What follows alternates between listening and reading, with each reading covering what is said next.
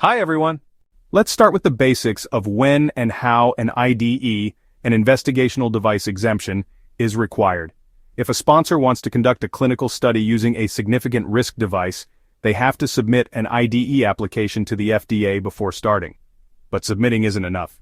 You can't begin the study right away. You have to wait 30 days after the FDA receives your application, unless they notify you earlier with an approval. The study can only begin if the FDA either explicitly approves the IDE or lets you know that the investigation may proceed. If they disapprove or later withdraw approval, the study cannot go on. Now here's a special situation to pay attention to. If a sponsor wants to run a study where informed consent is waived for emergency situations, they can't just include that in a regular IDE. They need to submit a separate IDE application specifically for that emergency use protocol. And here's the key part. That trial cannot start until the FDA gives written approval. The FDA will make that decision within 30 days of receiving the emergency IDE application. So to sum up, regular IDE, you wait 30 days or until the FDA says go. Emergency study with waived consent under Section 50(24), separate IDE required, and written approval from the FDA must come before you begin. Let's say the investigation was conducted outside the US. Can you use that data? Yes. If the FDA believes the study followed good clinical practice, was well-designed, and protected subjects' rights, safety, and well-being. The sponsor plays a huge role in device studies.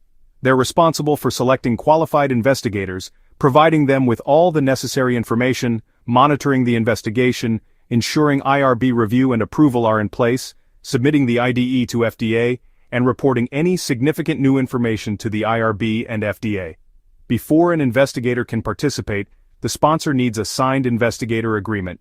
This includes their CV, relevant experience, an explanation if they've had prior research terminated, and a signed statement committing to the protocol, FDA regulations, IRB requirements, and informed consent obligations. And don't forget financial disclosures. The investigator needs to give the sponsor accurate info so the sponsor can later submit it with the marketing application. Let's talk safety. If the sponsor learns of an unanticipated adverse device effect, they must terminate the investigation within 5 working days and report it within 15 working days.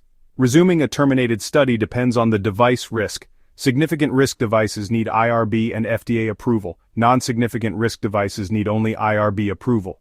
What if you need to make changes during the study? For major changes, the sponsor must submit a supplemental IDE and get approval before implementing anything new. But there are exceptions. If it's an emergency and a change is needed to protect the subjects, you don't need prior approval, but you must report to the FDA within 5 working days after the sponsor learns of the deviation. For minor changes that don't impact safety or data integrity, like tweaking labeling, consent forms, or monitoring procedures, these can be reported in the annual progress report. For other small changes, you can notify the FDA within 5 working days after making the change, as long as it doesn't significantly affect the study design, patient safety, or statistical plan. Sometimes a device isn't approved yet, but it could help patients with serious conditions. In that case, you can apply for a treatment IDE. Treatment may begin 30 days after the FDA receives the application. The sponsor must submit semi-annual progress reports to all IRBs and the FDA. Let's switch gears to the investigator. Their responsibilities include awaiting approval before starting, following the protocol, supervising the use of the device, disclosing financial interests, and disposing of the device properly. Now let's talk about records and reports. Investigators must keep records like all correspondence with the sponsor, FDA, IRB, etc. Device logs, receipt, use, batch number, disposal. Case histories for every subject, including consent forms and medical records. Notes about protocol deviations and adverse effects. Sponsors must maintain shipment logs, financial disclosure records, signed investigator agreements, documentation supporting why a device is non-significant risk, and complaint adverse effect reports. IRBs have to retain study materials, communications, meeting notes, member qualifications, and SOPs for at least 3 years after study completion. All records, from both investigators and sponsors, must be kept for 2 years after the study ends, or after the device is no longer used in a submission like pre-market approval. Records can be transferred to someone else, but the FDA must be notified within 10 working days of the transfer.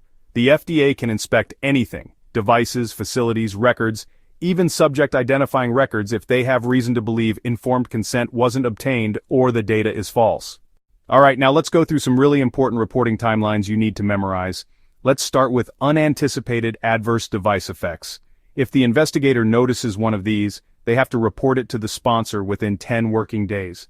Then the sponsor has 10 working days from when they first learn about it to notify the FDA, all reviewing IRBs, and all participating investigators. Now, if an IRB withdraws their approval of the investigation, the investigator must report that to the sponsor within 5 working days. After that, the sponsor has to report the withdrawal to all reviewing IRBs and investigators, also within 5 working days. Next, let's talk about progress reports. Investigators are required to send these to both the sponsor and the IRB at least once a year. If it's a significant risk device, then the sponsor also has to submit an annual progress report to the FDA. And in the case of treatment IDEs, sponsors have to send updates to the FDA and IRBs every 6 months, so twice a year.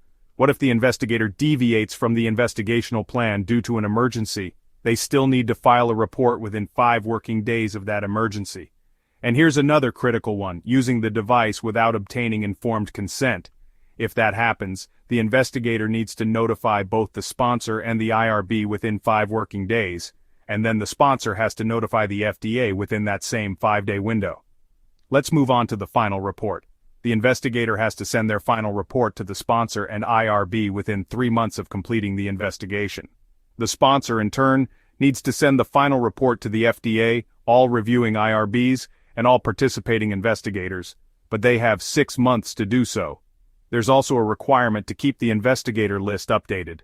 The sponsor needs to submit an updated list to the FDA every 6 months, starting from the date the IDE was approved.